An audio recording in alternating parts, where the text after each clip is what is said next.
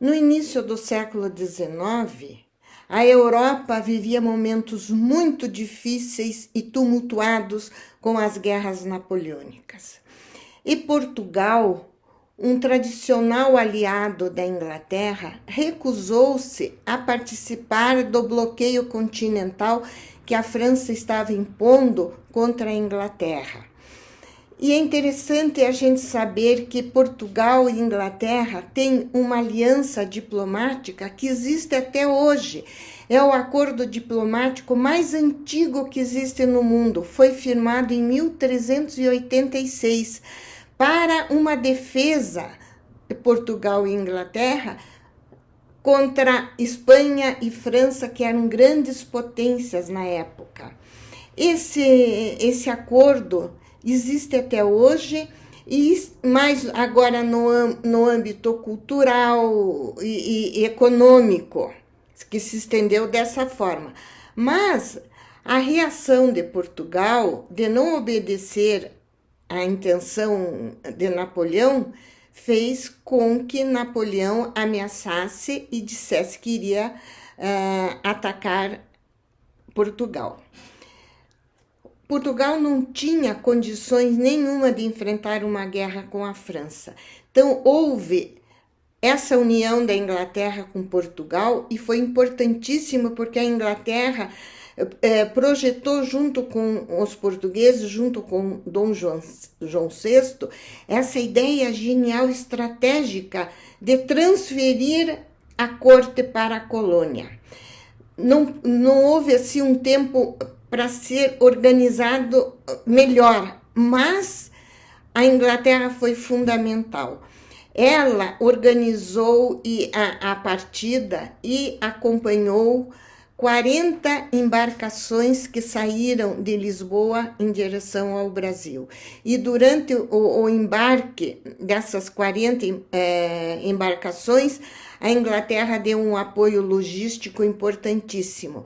E essas embarcações traziam 15 mil pessoas, em torno disso, mobília, objetos de arte, a biblioteca portuguesa, que foi transferida para o Rio de Janeiro, e artistas, cientistas.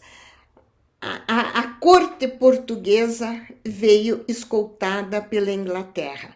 Saíram de Lisboa no dia 29 de novembro de 1807, chegando na Bahia no dia 22 de janeiro de 1808. Quando eles chegaram na Bahia, Dom João VI, ainda como um príncipe regente no lugar de sua mãe, Dona Maria I, mas com as funções, desempenhando as funções de um monarca. Foi recebido e aclamado pelo povo baiano, pelo todos os brasileiros que ali estavam, e já emitiu o seu decreto abrindo os portos para as nações amigas e principalmente para a Inglaterra, que pôde, né, chegar com seu comércio no Brasil. Indo para o Rio de Janeiro, Dom João VI, com sua corte, vai encontrar uma vila muito pequena, com sua vida própria, convivendo todo mundo junto, portugueses, africanos, escravizados, outros já alforriados, indígenas, numa mistura só.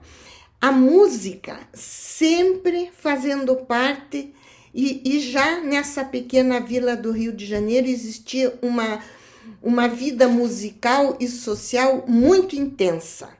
Todas as festas religiosas tinham a participação das músicas e das danças, misturando tradições católicas com africanas, algumas coisas indígenas, e essas danças e essas músicas acompanhavam todas as festas de santos católicos, que eram bastante.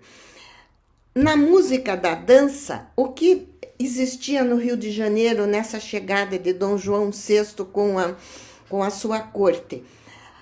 as músicas, as danças portuguesas, já misturadas com as africanas e as indígenas. Já havia uma diversidade musical dessas três fontes, né? As danças portuguesas, as africanas e as indígenas. E a chegada da corte portuguesa e essa ideia de transferir para o Rio de Janeiro foi uma estratégia espetacular. Isso afetou muito a formação da cultura e do que nós somos hoje como Brasil. Foi de uma importância muito grande. Dom João VI chegou como um príncipe regente. Em 1815, ele elevou o Brasil à categoria de Reino de Portugal, Brasil e Algarve. Quando foi 1816, a sua mãe morreu e ele tornou-se Dom João VI. Agora eu acho espetacular o que eu vou contar para vocês.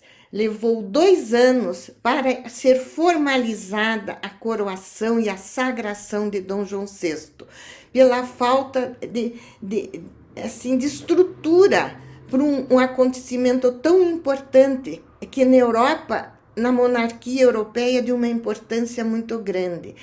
Normalmente os reis eram sagrados, porque eles recebiam essa unção do óleo ligado à religião católica e ao Vaticano. E depois eles eram coroados em outro espaço, sempre em igrejas.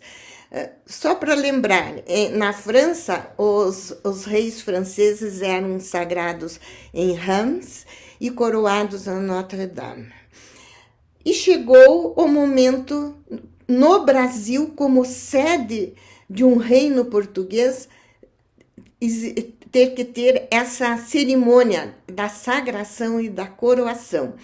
E isso ocorreu na Igreja do Carmo, no centro do Rio de Janeiro, onde Dom João VI recebeu no mesmo espaço, falta de logística, no mesmo espaço ele foi ungido e foi coroado. Isso abriu possibilidades de criação de instituições, agora como uma sede importante de um reino importante, a abertura de instituições bancárias, universidades. Foi assim, pode-se dizer que da noite para o dia, o Rio de Janeiro, o Brasil se tornou de uma importância muito grande. Dom João VI criou o Jardim Botânico, a Biblioteca Nacional, que abrigou toda a riqueza dos livros, que era uma das maiores bibliotecas da Europa. A portuguesa veio toda para o Rio de Janeiro. Isso revolucionou a sociedade carioca. Vieram muitos músicos e artistas, mas não vamos esquecer que os nossos primeiros compositores, que se deslocaram da Bahia no final do século XVIII, finalzinho, devido a crises econômicas, financeiras, com a queda da economia do ouro de Minas, eles vieram em busca de melhor trabalho, vieram para o Rio de Janeiro. Então, nós vamos ter no Rio, quando chega a corte portuguesa, músicos brasileiros de altíssimo nível musical, como o padre José Maurício, que deixou Dom João VI e os portugueses músicos, como nós dizemos, de boca aberta, tal a qualidade. E vieram esses músicos europeus, e ali começou a convivência também, principalmente porque vieram com a corte as danças europeias que estavam na moda, a polca, a valsa, e rapidamente no Rio de Janeiro se organizaram os bailes, a elite carioca, a corte portuguesa que adoravam seus bailes, dançar as suas polcas, as suas valsas. E os nossos músicos estavam ali escutando aquilo com toda a formação deles e vão entrar, né, nesse meio de também tocar nos bailes da corte portuguesa e da elite carioca, essas danças. Mas quando eles chegavam no ambiente deles, não vamos esquecer, todos com grande conhecimento musical, tocavam essas mesmas danças, mas daí colocavam a sua interpretação, o seu swing, e foram modificando a polca europeia e a valsa europeia.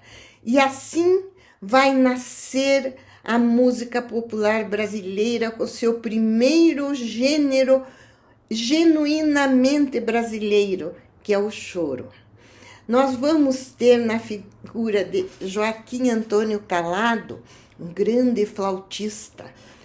É interessante, eu quero até comentar com vocês que vão nascer nesse período do assentamento da corte portuguesa, os primeiros grandes virtuosos brasileiros. Vieram músicos, professores europeus, e aqui com Joaquim Antônio Calado vai nascer a escola de flauta brasileira, que vai nos dar Pixinguinha, Altamiro Carrilho, Tom Jobim.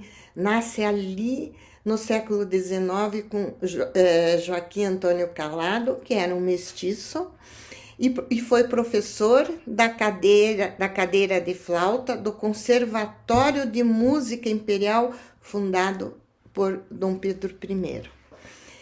E Joaquim Antônio Calado tinha um conhecimento da música clássica e um amor por essas raízes populares. E é ele o autor do primeiro choro brasileiro. Maravilhoso, formado primeiro conjunto pelo violão, flauta e cavaquinho. E nós vamos agora dar continuidade, mas abrindo agora as músicas brasileiras, com o primeiro choro criado por Calado, Flor Amorosa. Quem vai interpretar para nós é o grande Altamiro Carrilho, um dos grandes flautistas do mundo, segundo a crítica mundial. É lindo, é doce, muito bonito.